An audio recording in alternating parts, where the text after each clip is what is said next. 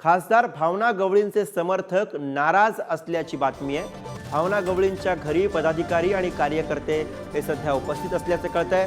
भावना गवळींना उमेदवारी न मिळाल्यानं समर्थक भावनिक झाल्याचे कळतंय। भावना गवळींविरोधात षडयंत्र, भावना गवळींच्या कार्यकर्त्यांचा असा आरोप बघायला मिळतोय।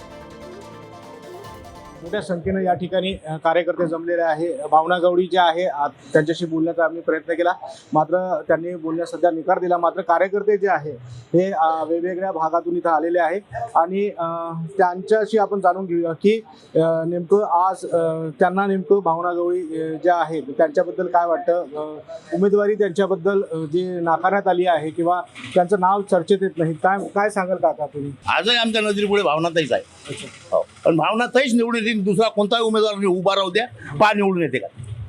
हे पक्षाला आव्हान आहे, आमचं येतच नाही। तुम्ही पहा ना, हे आता उमेदवार आणून उभा करता, तुम्ही दाखवा बरं एका सर्कलचे नाव सांग म्हणा त्या उमेदवार आहे। एका सर्कलचे किती खेळ आहेत? जिल्हा 2 जिल्हे तर सोडून द्या, भावनाताई पूर्ण 2 तास जिल्ह्यातला कोणताही कोपरा विचारा, सक्षम आहेत ताई। आमचं का कोणी गोरगरिबाचा फोन उचलतात, काम करते, सगळं काही करतात, मग का अन्याय ताईवर?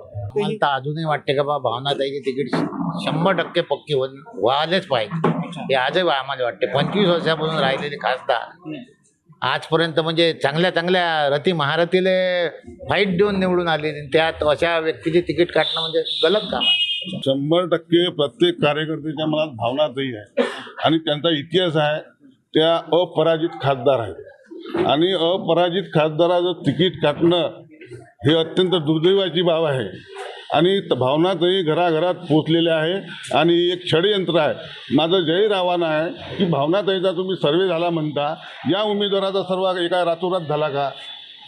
कपिल शामकोर, पुढारी न्यूज, यवतमाळ।